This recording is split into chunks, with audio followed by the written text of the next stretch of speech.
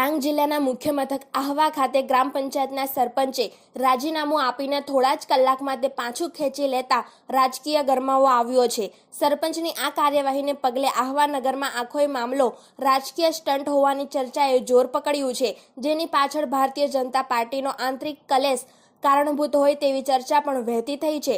પ્રાપ્ત માહિતી અનુસાર આહવા ગ્રામ પંચાયતના સરપંચ હરિચંદભાઈ એવાજુભાઈ ભોયે દ્વારા તેમના સત્તાવાર લેટરપેડ પર તાલુકા વિકાસ અધિકારીને સંબોધીને પોતાનું રાજીનામું મોકલવામાં આવ્યું હતું। આ રાજીનામામાં સરપંચ હરિચંદભાઈએ જણાવ્યું હતું કે પંચાયતના કેટલાક સભ્યોના પતિઓ દ્વારા વહીવટી કાર્યમાં સતત દખલગીરી કરવામાં આવે છે અને તેમને હેરાન પરેશાન કરવામાં આવે છે, તેમજ કેટલાક સભ્યો દ્વારા તેમને માનસિક ત્રાસ આપવામાં આવે છે અને તેઓ પંચાયતને પોતાના ઘરની પેઢી સમજે છે।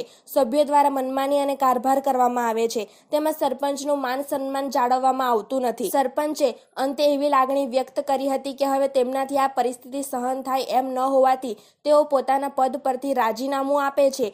જો કે આ રાજીનામું સરકારી કચેરીનો ઓફિસ ટાઈમ પૂર્ણ થાય તે પહેલા જ સરપંચ દ્વારા પરત ખેંચી લેવામાં આવ્યું હતું। આ સમગ્ર મામલે આહવા તાલુકા વિકાસ અધિકારી RB ચૌધરીનો ટેલિફોનિક સંપર્ક કરવામાં આવ્યો હતો, ત્યારે તેમણે આ વાતની પુષ્ટિ કરતા જણાવ્યું હતું કે આહવા ગ્રામ પંચાયતના સરપંચ દ્વારા રાજીનામું આપવામાં આવ્યું હતું, પરંતુ તેમણે કોઈપણ પ્રકારની પ્રોસિજર કર્યા વગર જ તે પરત ખેંચી લીધું છે।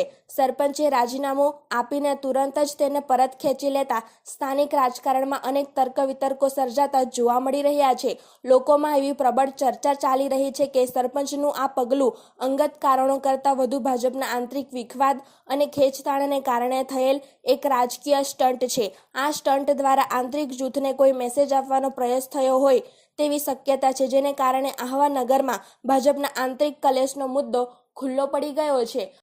તરીકે કાર્યરત આજે ઉપસરપંચશ્રી અમુક મહિલા સભ્યના પતિઓ દ્વારા મને ખૂબ જ હેરાન કરવામાં આવે છે। એ બાબતનું મેં રાજીનામું આપી દીધું છે અને તાલુકા વિકાસ અધિકારીને આપી દીધું છે। હવે સ્વીકારવું નહીં સ્વીકારવું એ તાલુકા વિકાસ અધિકારી। બ્યુરો રિપોર્ટ, તાપી સ્વરાજ ન્યૂઝ, ડાંગ।